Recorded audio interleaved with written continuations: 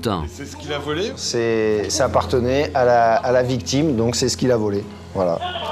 4,60 € de ticket restaurant. Mais aux caméras, donc a priori, le vidéopatrouilleur a repéré le vol, a constaté que la victime se faisait dérober son portefeuille. Les policiers ne parviendront pas à retrouver le portefeuille de la victime, dont le pickpocket s'est probablement débarrassé avant son arrestation. Mais le vol d'un simple ticket restaurant est suffisant pour déclencher une procédure. Voilà ce qu'on a de l'objet du vol, quoi. C'est maigre, mais ça nous suffit largement. Ça nous suffit largement. Voilà. En matière judiciaire, le vol peut entraîner une peine allant jusqu'à 3 ans de prison. Comme ce vol a été commis dans les transports collectifs, cela constitue une circonstance aggravante qui peut augmenter cette peine de 4 ans. Les atteintes contre les usagers des transports sont de plus en plus fréquentes. Pour faire face à cette délinquance, la brigade des réseaux ferrés de la préfecture de police de Paris dispose de 1200 hommes répartis dans différentes unités qui ont toutes leurs spécialités. On va faire l'appel. Parmi ces unités, la brigade anticriminalité est chargée des interpellations au flagrant délit. Un travail relâché. Menotté, le pickpocket est conduit au poste de police. Lors d'une première fouille dans le métro, rien n'a été retrouvé sur lui. Mais arrivé au commissariat, les policiers, par mesure de précaution, préfèrent s'assurer qu'il n'a pas tenté de cacher quelque chose dans la voiture. On a trouvé ça. Qu'est-ce que vous cherchez, Jonathan? Regarde s'il ne s'est pas délesté d'objets. Des fois, ça arrive. Des trucs qui auraient pu passer inaperçus à la palpation, puisque la palpation ne nous permet pas forcément de tout repérer. Et donc les gars se délaissent de divers objets comme ça pendant le transport. Vas-y. Donc il arrive fréquemment de trouver ou de l'argent ou des choses comme ça assez fines qu'on sent pas forcément à la palpation, quoi. Bonne pioche, les policiers finissent par trouver quelque chose. On a trouvé ça. Le pickpocket n'a apparemment volé qu'un ticket restaurant à sa victime. Un maigre butin. C'est ce qu'il a volé? Ça appartenait à la victime, donc c'est ce qu'il a volé. Voilà. 4,60 € de ticket restaurant. Mais aux caméras, donc a priori, le vidéopatrouilleur a repéré le vol, a constaté que la victime se faisait dérober son portefeuille. Les policiers ne parviendront pas à retrouver le portefeuille de la victime, dont le pickpocket s'est probablement débarrassé avant son arrestation. Mais le vol d'un simple ticket restaurant est suffisant pour déclencher une procédure. Voilà ce qu'on a de l'objet du vol, quoi. C'est maigre, mais ça nous suffit largement. Ça nous suffit largement. Voilà. En matière judiciaire, le vol peut entraîner une peine allant jusqu'à 3 ans de prison. Comme ce vol a été commis dans les transports collectifs, cela constitue une circonstance aggravante qui peut augmenter cette peine de 4 ans. Les atteintes contre les usagers des transports sont de plus en plus fréquentes. Pour faire face à cette délinquance, la brigade des réseaux ferrés de la préfecture de police de Paris dispose de 1200 hommes répartis dans différentes unités qui ont toutes leurs spécialités. On va faire l'appel. Parmi ces unités, la brigade anticriminalité est chargée des interpellations au flagrant délit. Un travail d'équipe qui demande une extrême mobilité de la part des fonctionnaires et une véritable organisation. Pour ces policiers, il faut voir sans être vu. Leur premier objectif est de se fondre dans la foule des voyageurs.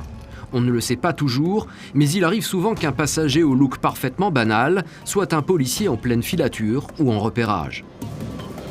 Vous grimez souvent? Vous changez d'habit pour pas être reconnu? Comment vous faites? On est obligé, ça dépend des secteurs.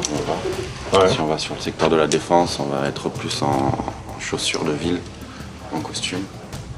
Si on va sur le secteur sur le nord de Paris, on va être un peu plus décontracté. La patrouille de 4 hommes vient de partir en chasse.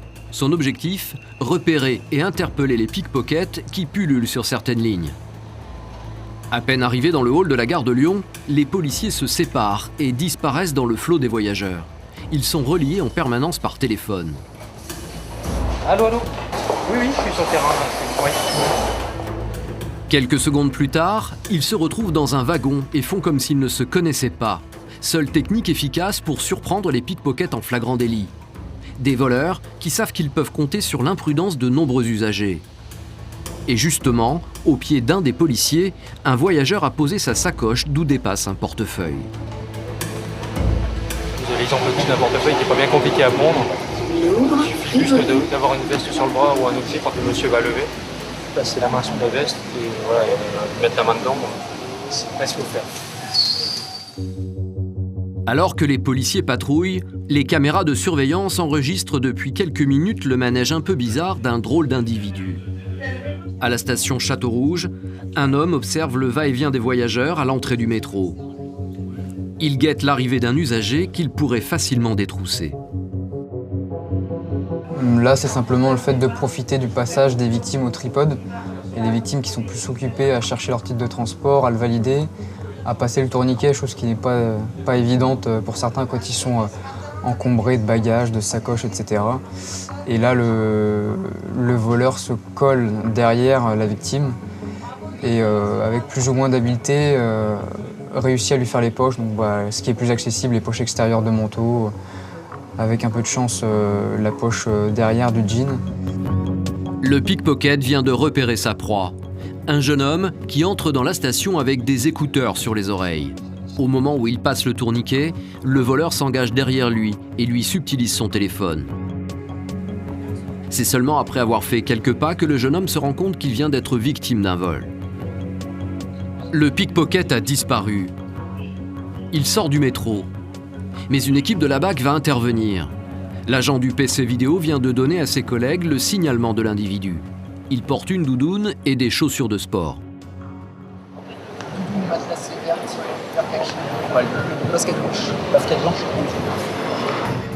Les policiers ont repéré l'individu qui s'apprête à traverser une rue. Tout va très vite. En quelques secondes, le pickpocket est maîtrisé, puis menotté. Allez, lève-toi. Je t'en dis, je vais choix, oui ou non? Lève-toi. Je t'en dis, c'est bon, je bouge pas. Reprends-toi encore, je t'en dis, je bouge pas. C'est bon là, ta bouche un peu là.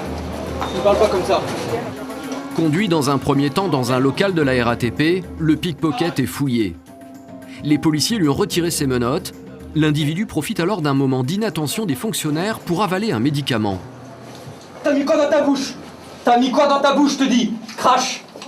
Crache. Crache en avant, crache en avant, crache. Crache. Crache que t'as mis dans ta bouche. Crache que t'as mis. Crache. Crache. J'ai rien, je pourrais cracher. Il a avalé. C'est prêt pour toi. J'ai avalé un Rivotril. Rivotril, je l'avais dans la poche. Le Rivotril, un somnifère surpuissant qui risque de l'endormir et de compliquer le travail des policiers dans la garde à vue qui va suivre. Qu'est-ce qu'il s'est mis dans la bouche? Il a mis un cachet de Rivotril en fait. Le problème c'est que nous on est relativement vigilants par rapport à ça parce que des fois ils avalent pas que un cachet de Rivotril. Ils peuvent avaler des lames de rasoir ou des clés et ensuite ça ennuie les collègues qui traitent la procédure derrière. Durant son transfert au commissariat, les policiers ont pu obtenir des renseignements sur le pickpocket. L'homme a été arrêté quelques semaines plus tôt pour des faits similaires. Il habite dans le quartier de Barbès et prétend être totalement innocent du vol malgré la preuve accablante de la vidéo. T'es là pourquoi? Tu es là pourquoi? Ça veut dire quoi? Je suis chez moi à Barbès, on fait ce qu'on veut à Barbès. Cela dit, ça t'autorise pas à voler à Barbès, à Château-Rouge, ça t'autorise à voler nulle part sur le territoire français. D'accord? À l'issue de sa garde à vue, le pickpocket sera condamné à une peine de prison avec sursis. Mais les voleurs du métro ne sont pas toujours des adultes aguerris capables de tenir tête aux policiers. Des pickpockets de plus en plus jeunes sévissent aujourd'hui dans les transports en commun. Ce sont souvent de très jeunes filles, les policiers les appellent les Amidovic. Les Amidovic, quand elles sont sur les quais et que la rame arrive à quai, elles scrutent les touristes, mais elles scrutent aussi l'intérieur des rames pour savoir si on est là ou pas.